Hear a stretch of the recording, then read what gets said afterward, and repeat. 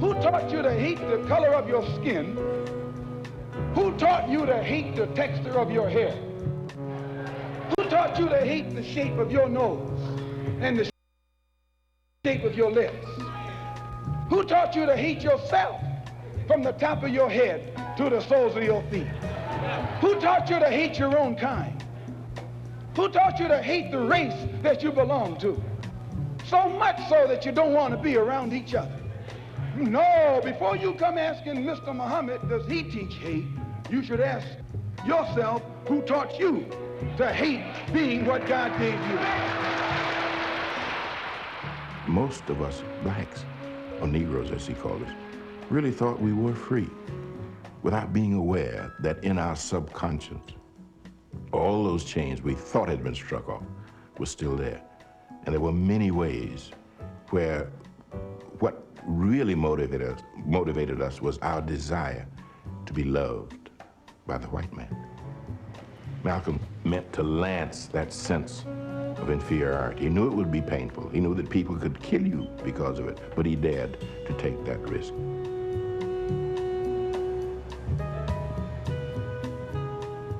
He was saying something over and above that of any other leader of that day, while the other leaders were begging for entry into the house of their oppressor. He was telling you to build your own house. Welcome to the Gilchrist Experience. We have back this week, by popular demand, Professor Jeffries, and we're talking about Malcolm. All of you that were alive and sane during the 60s understand what we're talking about. When we lack self-esteem, we look at each other as being dark is negative, being light is beautiful, and lacking self-esteem again. And Malcolm gave us a little backbone. But we were fearful of Malcolm. Malcolm got rid of his last name, said you couldn't eat pork and you couldn't fornicate. All of us were doing all three, smoking pot and cigarettes. Well, what do you think on the anniversary of Malcolm's birthday tomorrow? His birthday, right? Today's May 18th. He's on the 19th. All right. What do you think, Doc? Well, I'm certainly glad, and I appreciate the invitation to come back on the Gilchrist Experience, particularly at this time, because it's important for us to revisit as many times as we can the life and legacy of Malcolm X. His larger name, as he transformed into a larger entity, is El-Hajj, representing that he had made the pilgrimage to Mecca. El-Hajj Malik El-Shabazz.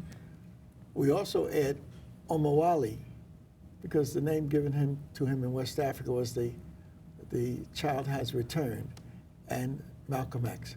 So those names represent the transformation he has gone through. And when we need to study him, we don't need to freeze him at any particular moment and think that we have an understanding of Malcolm X, El-Hajj Malik El-Shabazz. We have to see the growth, his foundation. He had a firm foundation because he came from a strong family. He was raised with a strong father who was a Garveyite, with a strong mother from the Caribbean who was a Garveyite. And so with his brothers and sisters, they had a firm foundation. But his father was killed, most likely murdered by a clan-like mob when he was 4 or 5. And then eventually the pressure of the mother raising the children led her to institutionalization. And so the firm foundation he had no longer carried him through his young adult stages. And so eventually the family was dispersed, and he wound up going on to the wrong path. Instead of transforming into his greater being, he was transformed into the negative. And he wound up in jail. And so, but in jail, there's an enormous Malcolm experience, the transformation into Malcolm X.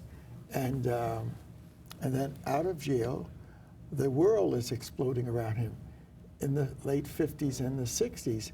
And so he joins in that process of helping us transform ourselves into our greater self. And then he becomes the symbol of it, along with Dr. Martin Luther King, Medgar Evers, and Malcolm. Those were three of the martyrs that we had in the 60s. They gave their life in struggle. And so we need to study. That's why I say, don't just look at a tape or listen to a speech. Study the lives of these great persons. If you think you know Dr. Leonard Jeffries, you really don't, unless you've studied the transformation and the changes that he's gone, the obstacles that he had to overcome. Malcolm speaks to us so much today because there's a large prison population, hundreds of thousands, not millions of our people sucked into this abyss. But they're not getting the education Malcolm got. But we need to make that happen. We need to figure out how can we develop a Malcolm consciousness in our prison population, because when the prison... Isn't that part of the reason they took education out of the prison? I believe so. I definitely believe so. And when I went to speak at Rikers, and the people were glad to have me come to speak because the Latinos and the Africans were in conflict and there was a lot of disturbance, so they brought in Jeffries. I was so effective in my message that they banned me. They passed the Jeffries law that you can't go into the prisons unless you're approved by the top folks. So, of course, they would not want us to put the struggle of Malcolm, the abyss that he found himself in, the ability to find himself and to rise up out of that, the transformation, the resurrection, the renaissance of Malcolm should be studied by everybody who's in behind bars. And so that they can get the inner strength to overcome and be prepared to take on a meaningful life after you return to your communities. You're not going to be a good husband with your experience inside. You're in a predator situation, and that predator consciousness, which got you in trouble, has become now institutionalized. How are you going to bring that home to a woman, the mother of your children? How are you going to bring that home to your grandmothers and grandparents? And so we've got to transform the mind, heart, and the body of our brothers inside to get them prepared outside. So we have a major responsibility. Malcolm's life speaks to that, like no other life.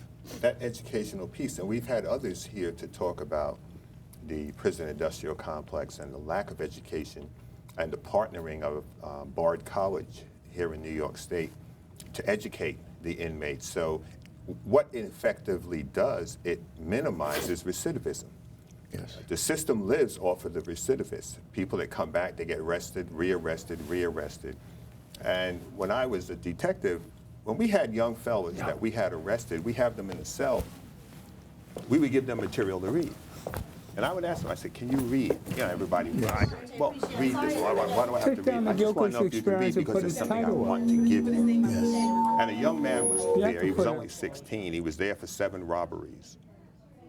And we gave him a book on the victims of the civil rights era, the people that had been murdered during the course of the civil rights era. Yes. And a little while later, we heard somebody crying. And he was sitting in the cell crying. He said, I never knew any of this. This was a 16-year-old boy. Unfortunately, he had to do 7 years upstate. Yes. But he learned about history, about the history of our people in this country that he had never learned at home or in school. And years later, I ran into his father in Midtown, and he was home. Yes. But the young man's father said it was an unfortunate trek for him, but it changed his life entirely. Yes. And it's important that people know who they are and where they come from and what their people as a group have been through to allow them to be where they are in the given day and age. And that is so important. Unfortunately, though, the educational experience at all the levels, in the home, in the community, in the churches, in the schools, in the universities, is not really history. It has been transformed politically into his story. the story of rich white men with property and power and how they ruled and have messed up the world. History is the unfolding of the human generations on planet Earth. And that's when Africa becomes central to that story. And in order to pervert it and not have it have the strength that it has, they have moved our story out of history and inserted somebody else's story, and we all are worshiping at that altar. And unfortunately, it affects every level. It affects our economics. It affects our politics. It affects our culture. It affects our religious understanding, our traditions of the Creator and the creation.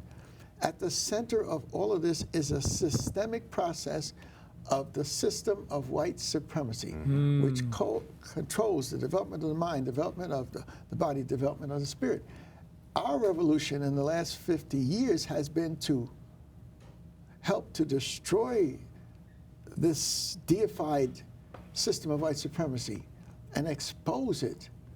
But it's a system, so it knows how to regenerate itself. And even the explosion of black studies in the 50s and the 60s and the institutionalization of it on the college campuses and in various institutions, including churches, that now has been under attack with a counterattack to destroy what was gained. Malcolm symbolizes that transformation, and he symbolizes the ability to be prepared to die. Now, all of us are going to die, so we should be preparing. Right. But to die for something meaningful, to die for something significant. And so his death, even though it was real because people were there and they saw him assassinated, his physical death produced a resurrection of a spiritual life that has nurtured so many people, so many folks who have done marvelous things, like our great Gil Noble, who was our superstar in terms of the TV. He said his studying Malcolm's life gave him the courage to take on a whole system of negative imaging. And so he wanted to tell it like it is, which is that enormous truth of our struggling to restore our humanity.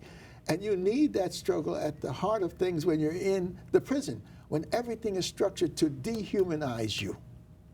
And so our history speaks to that struggle of African peoples to find their way, the way that helped to develop culture and civilization and human achievement. And so we need to know our story and understand it and appreciate it and understand the significance of its glory. We will be going tomorrow to the gravesite of El Hajj Malik, Malcolm X, Omawali. I'll be there with you. And there will be buses of children who will have that phenomenal experience. There will be cars coming from Washington, Philadelphia, Baltimore, people flying in from Atlanta, to be able to let the brother and others know that we appreciate this legacy. We know how powerful it is. Because whoever controls legacy, whoever controls the flow of knowledge, controls the self-esteem, what you think about yourself, the self-respect, how you respect yourself and others. But more important than just the self-esteem and self-respect, self-development is controlled by the flow of knowledge and information. So it has been packaged to devastate us instead of elevating us. And that's our great struggle, our great fight. What I'm going to expose us all to is Gil Noble and his opinion of Malcolm before it became popular, when he was feared by all of us, really. I want you to take a shot of Gil Noble, part 1.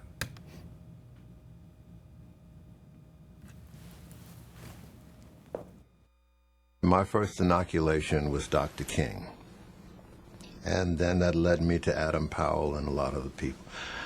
But I was put off by Malcolm X. Why?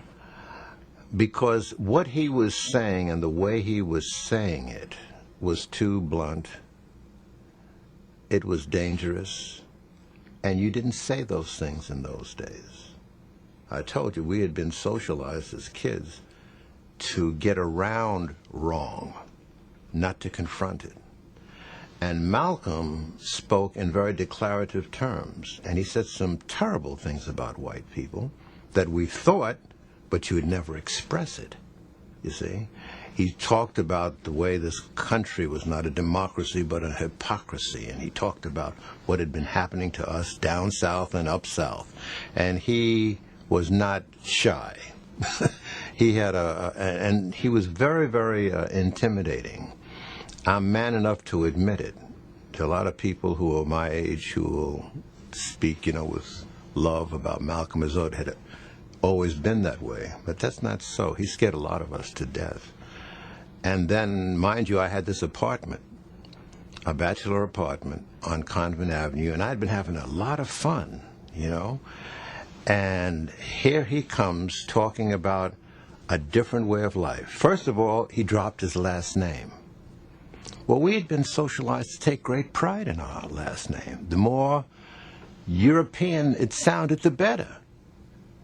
There was not a flinch about, noble. Oh, that's wonderful. If it wasn't French enough, you'd put an ETT on it, to make it sound more French. And so here's a man who dropped his good last name and replaced it with an X. I thought the man was crazy. And then he talked about discipline. And he talked self-discipline? Self-discipline. He said that we do not believe in drinking. And at the time I would have a taste. And he said that we don't smoke cigarettes with or without a label on them. And I would smoke, with a label. Yes. And he said, we don't eat pork. Well, I love me some ribs. And then he said, we don't fornicate. Yes. And so psychologically, I said, Malcolm, I'll see you later. Yes. And all. But what he was doing in deprecating whiteness, I came to understand later that he was rearranging the balance that we needed, because we had glorified whiteness and deprecated blackness. And so he was tilting, using exaggerated terms, to give us a sense of self and to take whites down a little as they needed to be. And the discipline that he was talking about were things that we really needed to address. But I couldn't swallow that at the time. So jumping forward in time, a lot of things happened in the struggle, and Malcolm was struck down in '65, and I never went to hear him speak. My only impression of Malcolm was on the sound bites on the evening news. And if there was a rally in Harlem, where I'm living now, I'm living in Harlem, and he would have a rally 10 blocks away, I would go in the other direction. Did he have a mosque there? He had a mosque on 116th Street, and I didn't live too far away from there. But I went out of my way to avoid this man because I thought he was wrong. I had a white friend who was going to Princeton, and he called my wife and I one weekend, and he said, could you put me up over the weekend, because Malcolm X just came down to Princeton, and I never heard anything like that in my life. Blue eyes, pale skin, blonde hair. Could you put me up? I said, well, you can come on up here if you want to, So he came up, and Sunday morning, he said, okay, I'm ready to go to the Rockland Palace. And we lived maybe 4 blocks from the Rockland Palace at the time in the projects. And he said, okay, let's go. I said, what do you mean, let's? And so we had a big argument. I said, I'm not going to go there. Do you realize what he's been saying about you and your people? That's anathema to me. And we had a big argument, and he walked off and went down there on his own. And he came back whiter than when he left. I bet he did. Because he said that he had been put in a segregated section with no chairs. The white people had to stand. And Malcolm came out there and poured boiling oil over their whiteness, informationally. It was more intense than what he had done at Princeton, because in Princeton he had just demolished the heads of the academic departments there, theology, history, and whatnot. But here he was talking in more graphic terms, and he really gave this fella, Don Emerson, who we were friendly with, a shellacking. I said, I told you shouldn't have gone. And I said, the man is crazy, and I don't know why on earth you felt. And I was arrogant Yes. in my ignorance. And it wasn't until 1965, when he was assassinated, that there was a brother who lived in the projects. And he called me aside and he said, I'll tell you why Malcolm was killed. And I said, what do you mean? He said, come on up to my apartment. So I went, and he gave me a recording he had made of Malcolm at one of his speeches. And so for the first time, I heard Malcolm unedited, in context. That's amazing, you know, because I was alive and well at that time. I remember, you know, I was scared too, because I wasn't, like I mentioned in the beginning, I was eating, Sherman's was my favorite spot. I mean, pork was my thing, man. Because, I mean, you used to get the fat, juicy pork back in those days, falling off the bone with the barbecue. Oh, man, finger licking. And no sex with girls? I mean, come on, the 60s was, and that, for integration, was the beginning. And where we fraternized all over the place. So the white man being the devil was crazy. Matter of fact, I had a Jewish roommate at the time when Malcolm was killed. And on the bell it read, his last name was White. And my last name, Gilchrist, so the bell read White Gilchrist. And we gave a party just after Malcolm had gotten murdered in '65. Right. I live on Riverside Drive and 92nd Street. And this guy came down there and read the bell. And went into a furor. I mean, because black people weren't living. We were the first people to give integrated parties downtown. We're bringing downtown uptown. And there was a lot of mingling in those days, Jewish and whites. You recognize that. You were in a Jewish fraternity. In the 50s, I was in the Jewish fraternity. In the 50s, yeah. Yes. So we were all afraid of Malcolm, as Gil pronounced. Right. Now, give a shit. And now, people watching this today, they look at it and say, you know, how did that go on? That's why it's beautiful that we have this legacy of on film, and that we can sit and discuss. Now, I'm sitting here in tears because I'm reliving that period. Right. So I had gone through the 50s where I was in the integrating setting, and I had helped integrate Lafayette College. I went to Europe to study in French international affairs. That was 1959-60. And then 60, I came back. And then Lumumba was murdered. And that woke me up. And so I was awakened in Europe, because that's when I met Dr. Cheikh Anta Diop. In other words, in the bookstore in Paris is when I met our real history. And people, so my 60s was opposite from others. I was in Africa 61, 62, I was in Senegal. 63, I was in Guinea. 64, I headed all of West Africa. So Malcolm, for those 14 months, was moving around the world trying to get a greater understanding, and he developed this global African consciousness. Well, many of the places that he was at, I was at. I was based in Ghana, where he visited. I had to go to the Congo, where he was in Nigeria. It said I didn't go to Algeria or to Cairo or to Mecca, but I'm reliving the Malcolm. Yeah.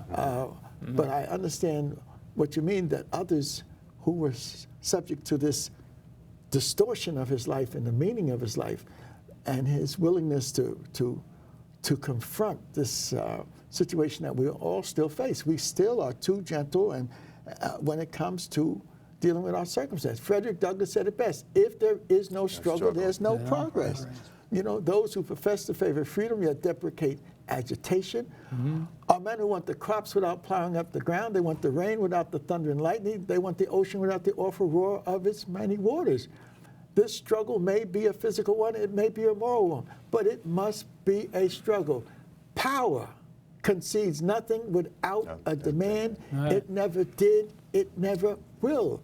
Find out what any people will submit to, and you have found out the exact measure of injustice and wrong which will be imposed upon them. and they will continue until they resist with either words or blows.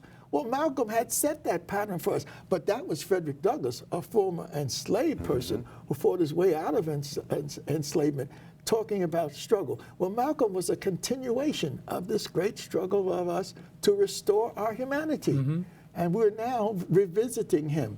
And so to see Gil speak, this is the fullness. I've never seen him speak this much on Malcolm. Yeah, right? So you got a gem I got a there. second part. Yes, and I want to be a part of it because we've got to put that in the context of what we lost with the Kings and the Medgar Evers and the Malcolms and the Patrice Lumumbas and the whole host of others who were devastated in that period. You said you lived on Riverside in 96. 92nd. 92nd. Well, I lived off of Riverside and 102nd. Okay. And then when I got married, that's nice where we went and we left our wedding gifts. We got married on a Church of the Master. That's still a great neighborhood. Yes. And That's so, New York, yeah. But then we told our family, don't give us gifts because we're going to Africa.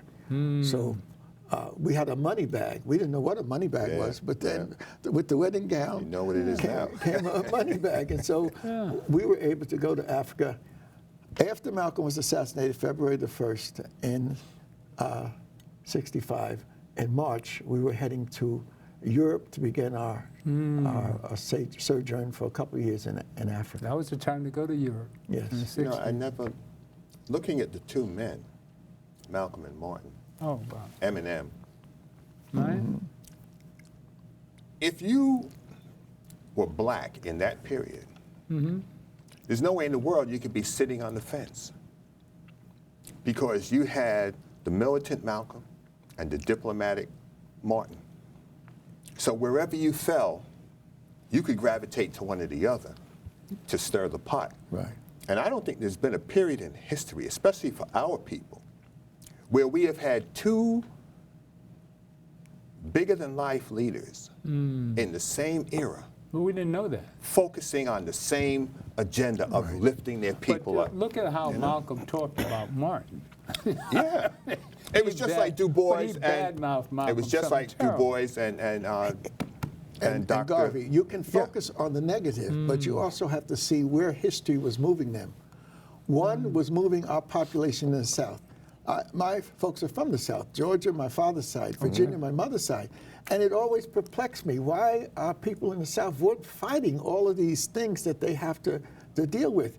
And so when the 50s come and then you have King was not supposed to be the mover and shaker. He was a well-trained minister, and they wanted him in a silk stocking, a middle-class stocking church. But while he came there, explosion in our communities were taking place. You had Emmett Till. Oh, That death That still shook up the is world. riveting Oh, to our very being. oh my God. And his mother Oh, I said, remember. after he was murdered Open the in casket. Money, Mississippi, Let let the world see what they did to my baby. Yeah. You know, I was the same age as Emmett Till, and that blew my mind. I was in George Washington High School, and I saw the center page of Jet magazine. I said, "This guy's my age, and what is wrong with these people down there?" I mean, I couldn't understand it because I lived in Amsterdam, and Broadway was all white in the 50s. Yes. You know, so all the merchants on my block were white. And Irish policemen were pretty friendly back in those days, you know? But this Emmett Till, I said, what is this? I mean, I was in total shock. Right. So you had Emmett Till shaking our consciousness, and then within months you had our sisters sitting on the bus and saying, I ain't going nowhere. Well, that started it, Emmett Till. And that started another dimension. Yeah. So we have to be able to see our history and the points at which the intensity of struggle was real. Eventually, Martin King, coming from a silk stocking church, generations of preachers. His mother's father was a preacher. His father was a preacher. You have to see him seeing the contradictions of the society in the 50s.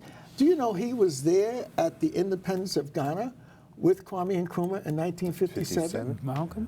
No, King. Oh, King. With Ralph Bunche and others. And King and Wyatt T. Walker, Dr. Wyatt T. Walker, the Reverend Doctor, used to say that when they were in a troubled situation in the civil rights movement, King would bring up the birth of Ghana, a new nation. And he would tell them the problems and the struggles that you're going to have. So whatever you think you have in America, they have enormous problems in getting rid of the legacies of slavery and colonialism and trying to build a new nation. So we need to see the web that tied these brothers together. Eventually, King was not nonviolent, it was nonviolent action. And it was provocation to bring out the worst aspects of the racist system. Eventually, he saw that even that was not working the way it should, so he started talking about an economic program, put your own money in your own banks, stop buying tasty bread and all this bread that has no nutrients, bake your own bread. And eventually he gave his life with the sanitation workers and going down to Washington with the Native American population, with the poor white population, with our population, to declare before the world that America is a hypocrisy. Well, that's what Malcolm was saying. King was institutionalizing it at the end. And in fact, Malcolm said, if they really want to see what's a problem down south, I'm going down there and he went to Birmingham to stand by King. Now, we don't know these things, but we need to see the interconnection. And some of the objectives, of course, that people had, we have a dilemma because we need to integrate, but the first level of integration is ourselves. That's what Malcolm, that's what the nation was saying. You need to integrate with yourselves before you can try to sell yourself off to this greater integration where you lose yourself. And so we're in a society which is dominated by white folks, so we've got to figure out how do we integrate. But if you haven't integrated yourselves and have that empowerment among yourself, trying to control your economics as best you can, trying to control the political structures and institutions so they help you with your economics. And culture is the key. You can't give up African culture, black culture, and take on white culture and think that you are empowering yourself. You're enfeebling yourself. And so those were the lessons that Medgar Evers in '63, he was down south. He knew they were going to kill him, but he was there to take the bullet. He didn't run and hide. And in '65, Malcolm was there to take death and to elevate it because he had moved globally those last 14 months of his life. He was in Cairo. He was in Mecca. He was in Nigeria. He was with Bambella in Algeria. He was in Europe, in Paris, and London. Those 14 months were so decisive that he took the struggle not just to the system in America, but to the globe.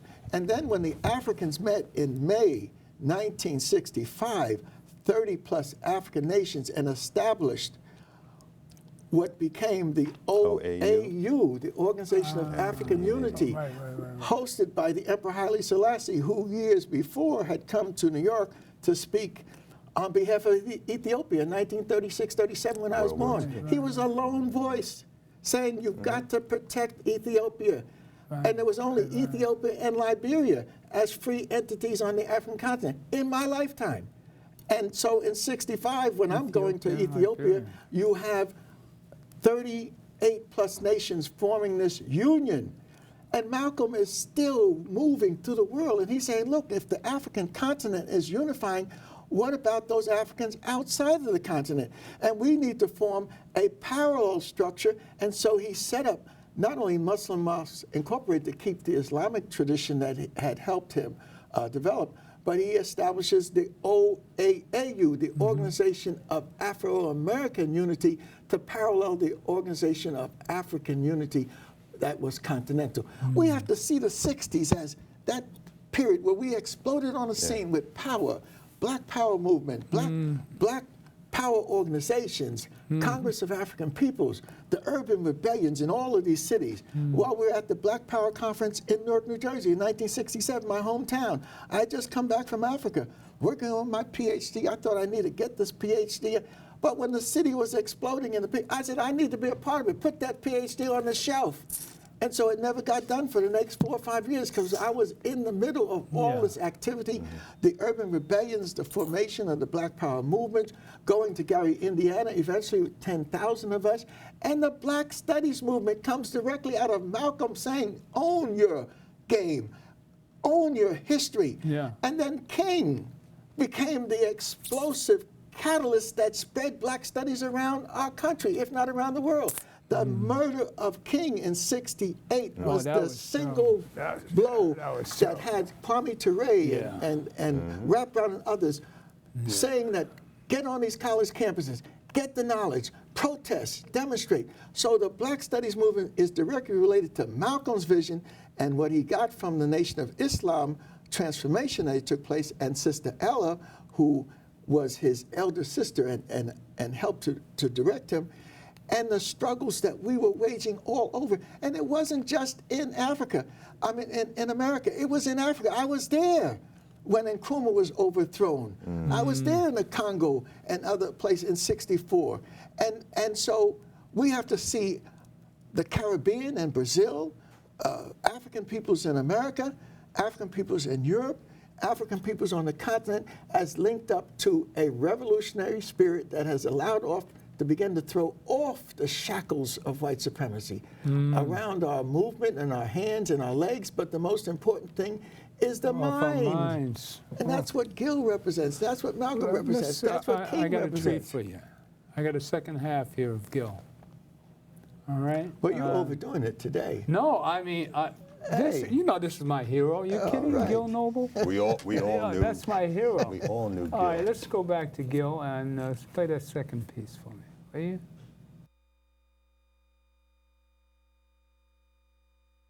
The media's coverage of awful. Malcolm versus the real deal. It was awful. And so I learned about Malcolm, and I realized that I had been had. I realized that You I had bought what the media had told you. Yes, I bought it, hook, line, and sinker. But when I heard Malcolm's entire presentation, everything fell in line, and it was logical. And it made me understand that there's no sin in being angry. In fact, if you're not angry, there's something wrong with you. And why do you think Malcolm was killed? I think there's real issues. I think that there are a number of reasons why he was killed. And it's a very, very painful reality that we need to deal with. He was a threat to America's global ambitions. He had done a lot in Africa to awaken the African countries and let them understand that they should not be victim of the courtship that American businesses were engaged in, the Peace Corps and all these things, because they don't love you. They want your minerals. If they did, look what they're doing to us, and we're your brothers and sisters. Look what they're doing to us in, Mississippi and whatnot. And so many of them began to quote Malcolm on the floor of the United Nations, ironically. So I think that that's one dimension that the State Department, and they tried to kill him when he was in Egypt. They poisoned him, but he had his stomach pumped and he survived. So that was one dimension. Then there were the authorities here in this country that also wanted him to leave this life. And then there was a lot of factionalism within the Nation of Islam. And there was a lot of greed, there was a lot of ambitiousness, and there was a lot of friction, because the Nation of Islam had grown into an economic colossus. And self-sufficiency. They were self-sufficient. The same things that your parents practiced. Exactly. And they were a threat. They had their own schools. They had their own religion. Food. They had their own name, their own diet. They were self-sufficient. And that was a threat. Big time. And so I think that there are some people who were in the nation who... See, many of the people who had been fished by Malcolm into joining the nation had been on the street like he had. And a lot of them, as the money started to come in, some of the old temptations began to take over. I interviewed a man, Talmadge Hayer, in prison. And he told me that he thought that Malcolm was a hypocrite and that he was wrong in bad-mouthing Elijah. He told me this on camera. And he told me how they went about assassinating him and, you know, how determined they were to take him out. He really believed it, you think? Oh, he really did. He thought, and the more Malcolm protested, the angrier they became. And so he took me right through. He was one of the gunmen. He had a pistol, and he described how there were 3 gunmen. 1 had a rifle and 2 had pistols. He was one of the gunmen. The rifle went off first and struck down Malcolm, and then the 2 men with revolvers went up to the stage and emptied their revolvers. And he told me that he was convinced that he had done the right thing, you know. And I asked him, I said, in your life, have you ever so much as spat at a member of the White Citizens Council or the Ku Klux Klan? Or did you ever smack one? And he dropped his head and he said, no. Did he understand the meaning of that question, do you think? I made it clear. But he said that it wasn't until years later, while in prison, that he came to understand that Malcolm was not lying, he was not wrong, and that there was corruption. And he had a nervous breakdown in prison because he realized that who he had taken off. Yes, exactly. You know, so I mean, this was just a very, very painful experience, and it's something that we are not yet wrestling with. I don't want to get overly philosophical, but I just wanted to respond to your question that Malcolm had a tremendous impact on me after he was dead. Afterwards. Yes, because after that I became hungry to get this story and learn more about this extraordinary man. Alex Haley just came out with the book soon after the assassination. Got to know Alex, became very good friends. And I got to know Betty and the whole family, all of his, and so I began to fill out this cavity. I had this rich nourishment from Martin, but the cavity that my ignorance had created with Malcolm was beginning to be filled in. And then even more significant, I think, were the role that the students played. Yes. Because I think that that's something that today's students don't really understand. It's amazing because Gil just expressed how I felt about this whole thing, because I didn't know Malcolm in those days, and what he just said is it touched a lot of us like that. Like we learned to get to know Malcolm. I got to know Malcolm through Reverend Kenyatta, and Reverend Kenyatta comes on his Sundays at 5 o'clock still. Okay. And Charles Kenyatta. Reverend Kenyatta was Malcolm's bodyguard. And that's how I got to know the real Malcolm. And I was just so amazed of how much integrity he had. Once he had cleaned up his act and got away from his mental, the robbing and stealing and cavorting and all that stuff and hustling people. And once he got his education in prison, he became a new person, a new man. He found the God within him. And it's amazing that we all go through this transformation. And Malcolm and Martin are 2 extra keys in our history that we should really pay attention to and study with a keen sense of history, which you always bring to us, Professor. And I was glad to share this Gil experience, because this is my hero. This is the reason why I'm sitting here. Gil Noble is the reason I sit here, because that was, I admired him so. That it was to see what he went through, because I was alive and well. I was 24 when Malcolm died, and you were busy running off to Africa.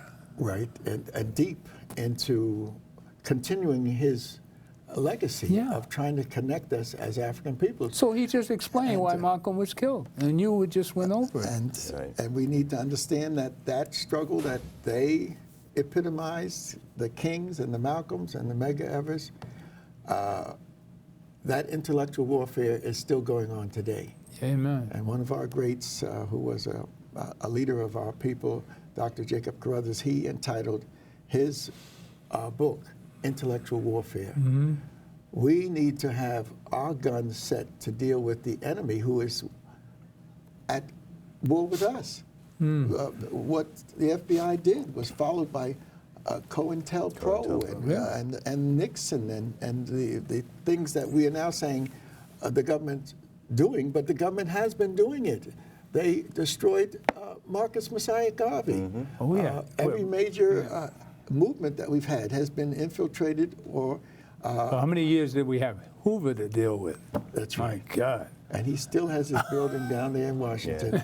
But it's What was that, 40, 50 years we dealt with that man? That's right. He from Garvey through to King. And, but here's the beautiful thing. All of these brothers and sisters that were destroyed by the system resurrected as strong legacy spirits after their death. So Malcolm's gone, but he's still being raised everywhere. And in the 70s, you had the movement affecting South Africa and the Black consciousness movement and Soweto. And who was it led by? Steve Biko, who was the Malcolm X of his time in South Africa, inspired by what Well, let's talk Malcolm about what's did in happening 60s. currently. Professor Gimme called me and he sent me an email. We'll probably have him on next week. Let's talk about the Congo a little bit. What's happening today? Well, there are uprisings in the Congo in the DRC right now. Kabila is being challenged, not just by the local people. Right. He's been challenged by the entire judiciary of the Democratic Republic of the Congo. That's the president of the Congo. Right. So they want him gone. They do not want him to even attempt to extend his stay. His statute of limitations is up. They want him out. And there have been numerous attacks on the judges, physical attacks on the judges in the Congo as recently as last week. It was in the New York Times. And it's interesting that these things are going on, but you don't get it reported. You hear everything about Donald Trump and all these other people out here, but you don't get the international news. You don't get any news coming out of Africa from any major network on television. That's right. So you have to go and dig out this information. And I credit the Times for putting that article in last week. But you have to go to outside sources. You have to go to the Guardian in England or the Tribune, the London Tribune, the BBC. You cannot go to MSNBC, CNN. They will not give you any news relative to what's going on in the continent. And for that, I applaud the New York Times. But it's going to be interesting to see what Kabila does, because he is a ace boon coon buddy of Bill Clinton. So the two of them have been doing business for some years. And now that his wife is running, and this issue has come up in the Times, it's going to be interesting to see what his input is going to be with regard to Kabila and his remaining stay in the Congo. Well, you mean if I think the only exposure that we've had to the Congo on the air has been this show. I mean, we have had Professor Gimme on a dozen times. We're the only ones that have been talking about the Congo because we started the Congo Coalition back in 2000 under Reverend Grant. So all these years that this genocide has been going on, Professor Gimme has been teaching Sunday school at Convent Avenue Baptist Church and his dealing claim with to this fame is this book, being the translator of one of the most important books in the history of the world, Civilization of Barbarism, by Cheikh Anta Diop, in French, but translated by our brother Ngemi, and I got him the grant to get him started from the Black United Front. Well, we're going to have him on next week. Well, that's beautiful. Well, more anyway, about the Congo, which your people have to really understand about the Congo. This is the richest part of the Africa. Part of the planet. On the planet, mind you. The biggest rainforest is on the planet, mind you. And this raw material, coltan, which is used in processing computers. It keeps the heat down in computers. You can pick it out of the mud. And so there's no mining cost on digging up this stuff. So this is just plentiful. So this planned genocide, this warfare that's going on there, is nothing but the white supremacists moving in and capitalists, anybody grabbing a dollar, and disrupting the natives and having them war at each other, divide and conquer. In fact, looking at the history in its deepest dimensions, we can see there's been 150 years, 160 years that the Congo has been subject to this type of devastation because of its mineral wealth. And so you go to Leopold II, the king of Belgium, who was given this rich part of the world, 1895 and on. They had to take him. He was so brutal and so many millions of people were killed. They had to take him out of power, and they put the Belgian government in what was called the Congo Free State. These are all kinds of, there was nothing free about it. It was the model for the corporate structure super exploiting a territory with the death and destruction of its inhabitants as the foundation for profit making. And so we need to raise these questions. Why is the Congo still suffering the way it's suffering, and it has not been put on the table as one of the premier areas that a special understanding of their history, a special respect for the wealth and whatnot, to service their people, not to service the rest of the European. world. Now, you mentioned Bill Clinton. You think we might get him to repent for his sins in the past and do something with the Congo? Hillary Clinton made a statement yesterday. She said Bill will be part of her economic revival. Well, that'd be a good way to do it. Okay, so he's in Africa facilitating the deaths of people. Hillary's brother is in Haiti facilitating the exploitation of the Haitian people. The Clinton, whatever that thing is called, that organization he has. So they're going around the world exploiting people of color to the nth degree. Do you think we can change that? If no one takes her to task, and people say, oh, that's not her, that's the husband. Well, we don't have a choice in this situation because we can't deal with Trump. The fact is this. The fact is this. What's our alternative? If John Gotti was a gangster, did not his wife eat at the table with him? Did she not partake in the proceeds of all the money that he made? Yes, she did. And she might have been his conscience, It's too. no different, but she wasn't. It's no different. I used to sit and listen to conversations between John Gotti and his attorney. A lot of times they come home and they're nice guys. Hillary Clinton sits at the table with her husband, and she is reaping the rewards of everything he's doing. We know that in the past. But I'm saying that in the future, today, not the we future. don't have a choice. We got a choice of him or Trump. Well, if no one confronts her on it. 10 million people that voted for Trump, I'm just amazed at how many racists we have in this country. I mean, that goes without saying. Her mentor was a Klansman. Right. He was a Kleagle and a Grand Cyclops of the Ku Klux Klan. That was the mentor of Bill and Hillary Clinton. So what do you think their mindset What do you think is? Who's the mentor of Trump? So what's the Central difference? Park Lock. And so the key, so what's the difference? The difference is we have a choice. The key Professor. to Oh, man, I don't know how you give it any. No, the key to the heat that we've generated is that How can you give any credence to Trump? I give no credence to either of them. Well, the whole point, we don't have a choice. Hold it. Trump I'm trying has to let you go. know. And you don't vote. You don't vote. The Electoral I'm trying College to let votes, so you don't worry know about we voting. that We gotta vote. we cannot seriously gotta delve into these things unless we have a systems analysis. How many times have I said it? Well, We're dealing with an international How do we get system. Hillary in? The With personal- Bernie as vice president. Well, I don't want to Solve deal with that one. personalities. We're dealing with systems, and it doesn't make any difference whether there's a Hillary or a Bill Clinton or whether there's a Warren Buffett, etc. Or These Trump. systems control, and they make the key decisions. When you're talking about the Congo, you could talk about Clinton, but you got to talk about Rockefeller the world. after Trump and the rest of them. You have to talk about The House of Union Rothschild and Miniere everybody else. and all those money Illuminati. systems. So I'm saying we got to have a systems analysis. We can get a paralysis of analysis if we focus in on the individual.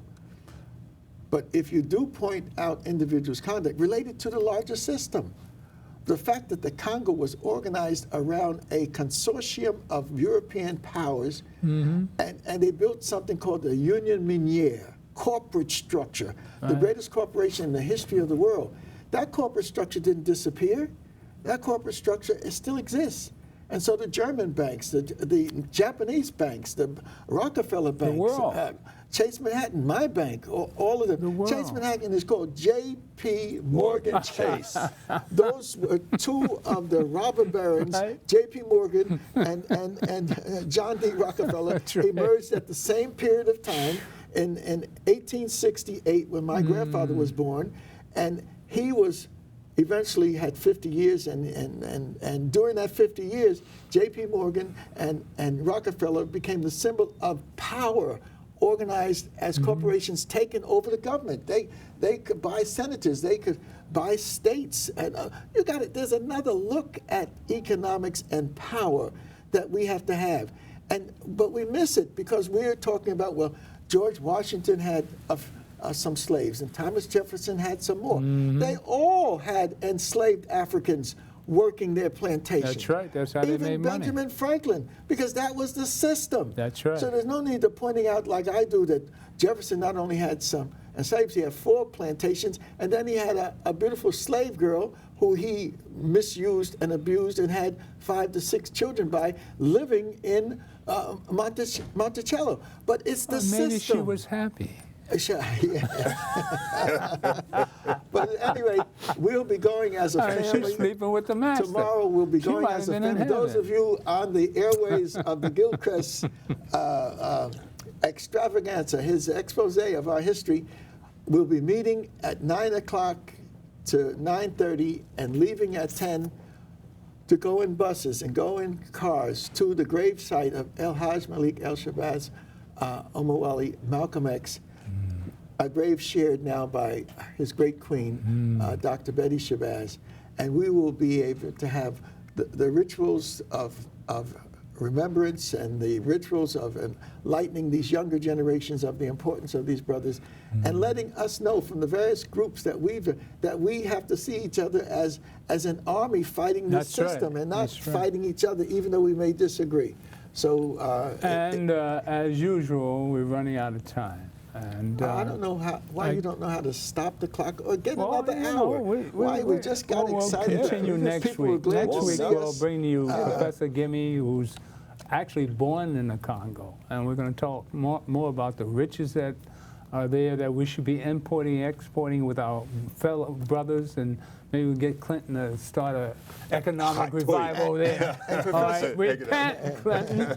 Power to the people. And Professor Ngemi wants to play a political role in the future of the Congo. He wants to be the president. And the God in me loves the God in you. Stay tuned next week for more on the Congo. God bless.